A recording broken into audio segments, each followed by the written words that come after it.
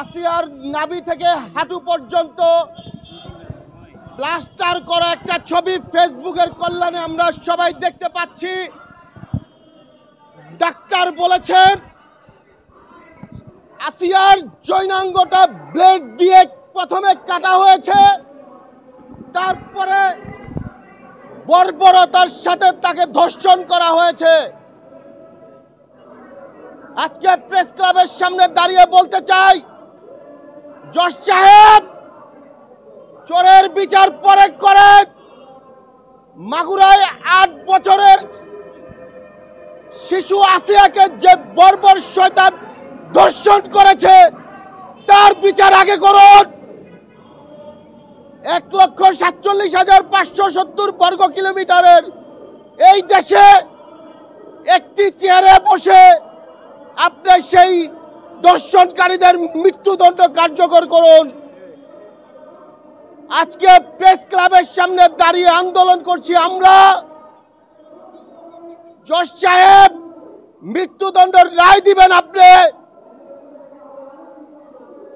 Doctor আসিয়ার কানে কানে বলবে, বোন আসিয়া তোমার ধর্ষণকারীর মৃত্যুদণ্ড হয়েছে।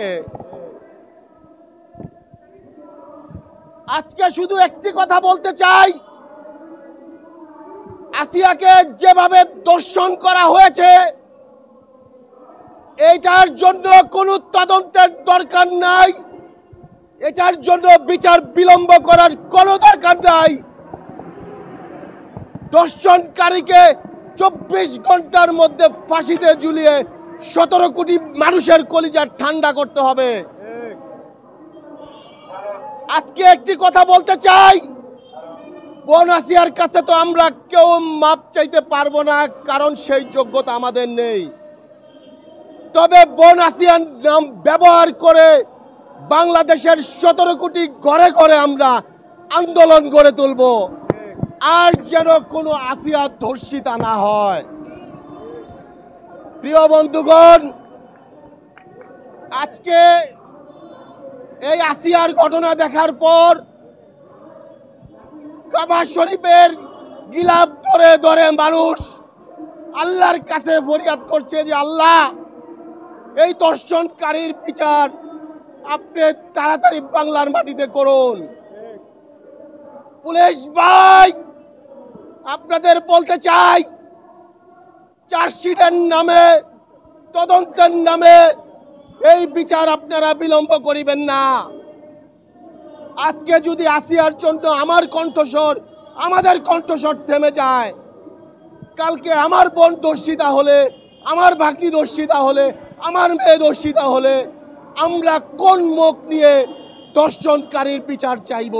প্রতিবাদ। আজকে আমি শুধু একটুকু বলতে চাই, এই প্রেস ক্লাবে আমি যখন আমার ফেসবুক স্ট্যাটাস দিয়েছি লক্ষ লক্ষ মানুষ সাড়া দিয়েছে, কিন্তু আমি কাউকেই ওরকমভাবে আসতে বলি নাই। কারণ আমরা সবাই যদি প্রেস ক্লাবে এসে একটা বিশৃঙ্খলা সৃষ্টি না করে আমরা শুধু আমাদের দাবিটুকু এবং আমরা যে বিচারের দাবিটা করছি, 17 কোটি মানুষ যে বিচারের দাবিটা করছে, এই বিচারটা পেলেই 17 কোটি মানুষ খুশি। আসিয়ার ব্যাপারে আমি তো একটি কথা বললাম, ডাক্তারের কল্যাণে আমরা জেনেছি আসিয়ার যৌনাঙ্গটাকে ব্লেড দিয়ে প্রথমে কাটা হয়েছে, তারপরে তাকে ধর্ষণ করা হয়েছে।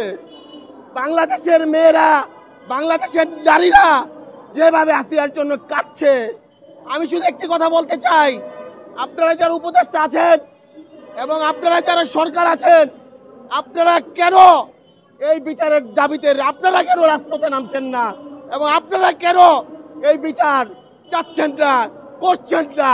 এটার জবাব আপনারা দেন, আপনারা দেন, আপনারা দেন। আদালতের কাছে শুধু একটি কথা বলতে চাই, বিচারের যেই দীর্ঘ প্রসেস আমরা জানি, আসিয়ার ব্যাপারে, আসিয়ার বিষয়ে এই দীর্ঘ প্রসেসটা আমাদের যেন দেখতে না হয়। এই বলে আমি আমার বক্তব্য শেষ করছি।